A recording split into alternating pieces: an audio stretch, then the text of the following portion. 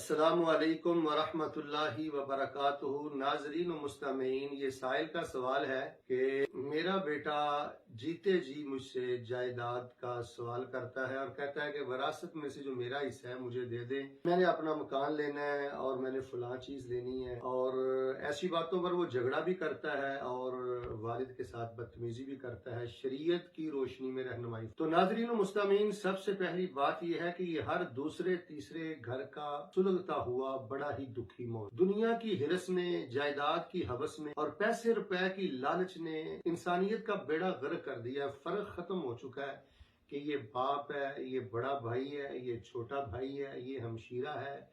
بس ایسی ہرس ہے، ہوس ہے کہ بڑے بڑے پاکیزہ رشتوں کا خون کیا جاتا ہے صرف پیسے کے لیے، جائیداد کے لیے، وراثت کے لیے۔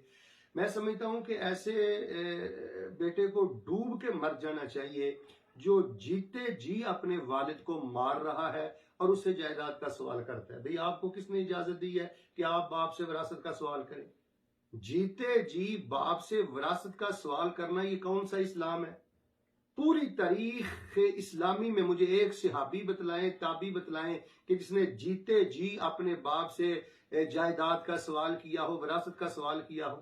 داڑھی سنت ہے، مسجد میں جانا سنت ہے، تو یہ کس کا طریقہ ہے؟ یہ انداز آپ نے کہاں سے لیا ہے؟ یہ کس کی سنت ہے؟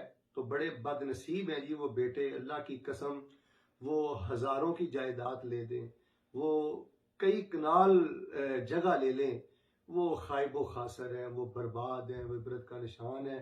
میں آپ کو اللہ کا واسطہ دے کے کہتا ہوں کہ جیتے جی اپنے باپ کو دکھی نہ کریں، اپنے باپ سے آہیں نہ لیں، اپنے باپ کو پریشان نہ کریں، ورنہ زمین بھی آپ کو جگہ نہیں دے گی۔ کئی نوجوانوں کے بارے میں شکایت آتی ہے کہ وہ بجلی سے کے بل سے اٹھ کر باپ کو گالیاں دیتے ہیں۔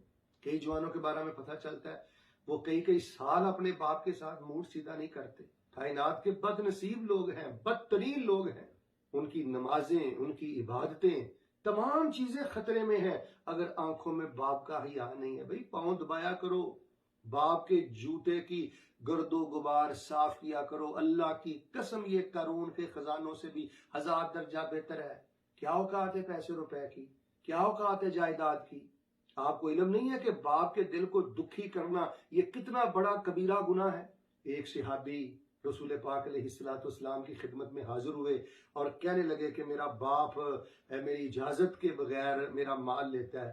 تو جناب نے ڈانٹتے ہوئے فرمایا تھا، انتا و مالو کا لابی کا، تو اور تیرا مال یہ دونوں تیرے باپ کے ہیں، تو بھی اپنے باپ کا مال ہے اور تیرا مال بھی تیرے باپ کا ہے۔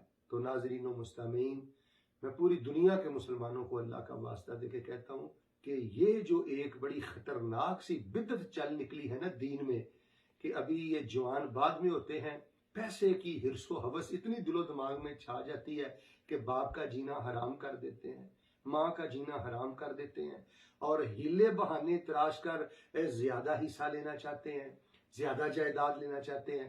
تو زندگی میں زندہ باپ سے وراثت اور جائیداد کا سوال کرنا یہ بڑا خطرناک سوال ہے، اور اگر کوئی باپ اولاد کے ہاتھوں مجبور ہو کر اپنے مال کو تقسیم بھی کرے تو وہ برابر کا تقسیم کرے گا، جتنا بیٹوں کو ملے گا اتنا حصہ بیٹی کو ملے گا۔ ایسے نہیں ہے کہ بیٹی کو آدھا ملے گا اور بیٹے کو ڈبل ملے گا، ایسا نہیں ہے، وہ مرنے کے بعد ہے، جب اس کا مال ترکہ ہوگا، وراثت ہوگا۔ جیتے جی یہ ہبہ ہے، تو اپنے والد سے دعا لیں جی، اپنے والد کا دل جیتیں، اپنے باپ پہ خرچ کریں، لٹا دیں اپنے باپ پر۔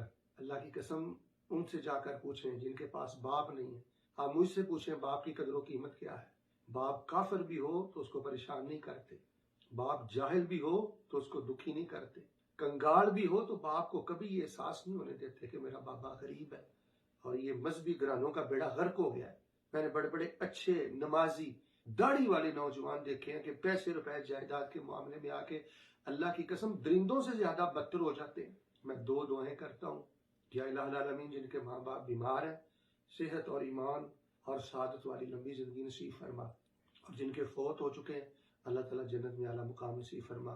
جو نوجوان اپنے باپ سے جائیداد کا، وراثت کا ایسے مطالبہ کرتا ہے، زبردستی کرتا ہے، بدتمیزی کرتا ہے، اس کو اپنے انجام کی فکر کرنی چاہیے۔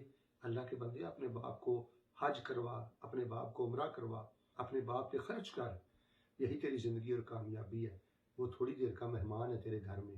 اللہ تعالیٰ مجھے اور آپ کو والدین کی عزت اور احترام کرنے کی توفیق عطا فرمائے، آمین ثم آمین۔